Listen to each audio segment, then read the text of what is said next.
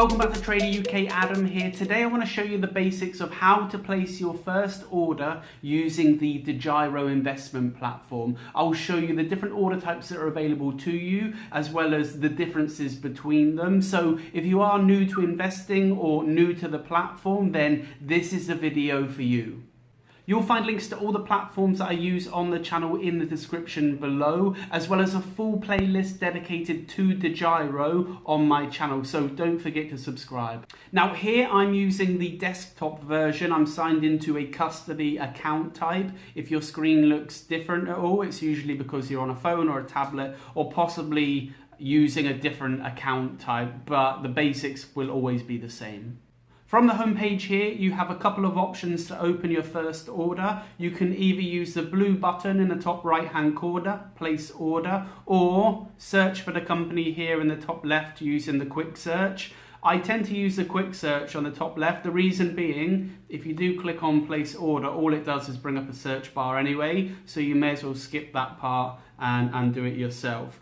We will use Uber as an example, so if I pop the name in here. Now, when it brings up the company, you can either click on the green button, the buy button here, or click on the name. It will take you into the individual stock. And then from here, again, click the green button. Either way, you're gonna end up in the same space.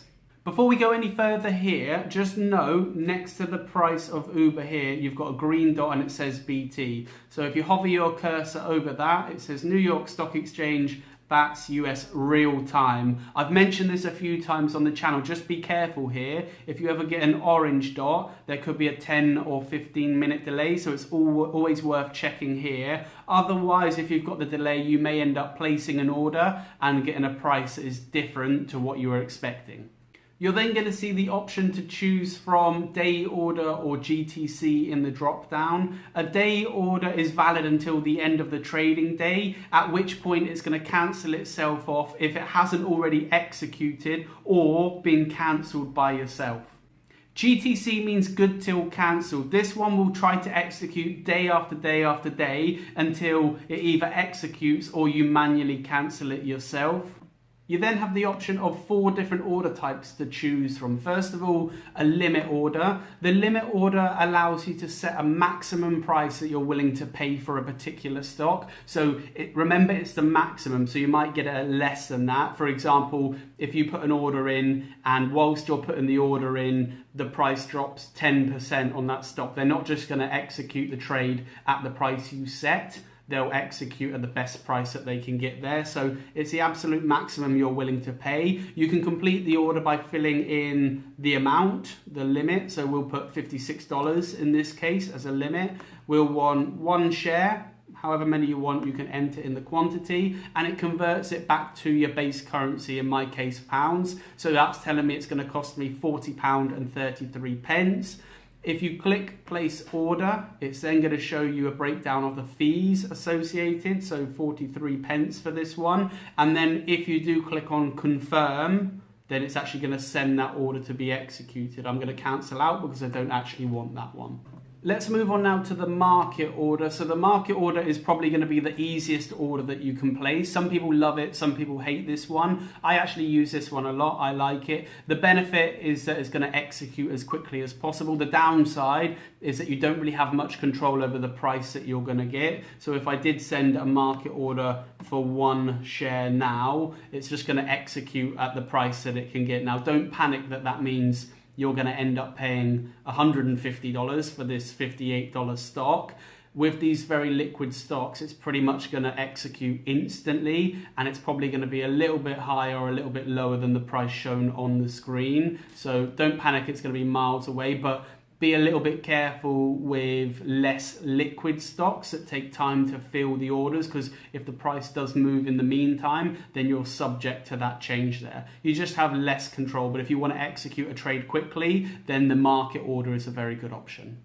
Then we have a stop loss, a very popular order type amongst traders. I don't tend to use a stop loss because I'm holding more long term. I'm not trying to get in and out of positions, but can be used really effectively if that is part of your strategy. Here, you're going to set your price. So we'll use $56 again, enter your quantity, and it tells you that's going to be about £40.32. Now, if this price target is met and the price drops to $56 up here, then Degiro is going to convert this to a market order.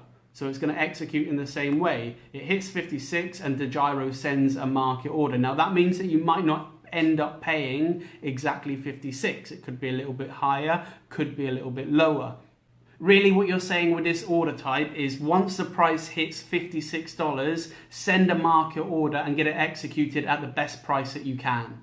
Again, because this converts into a market order, there are some people out there that don't like this one because you have relatively little control over the price that you actually achieve in the end, which brings us on nicely to our last order type, the stop limit order.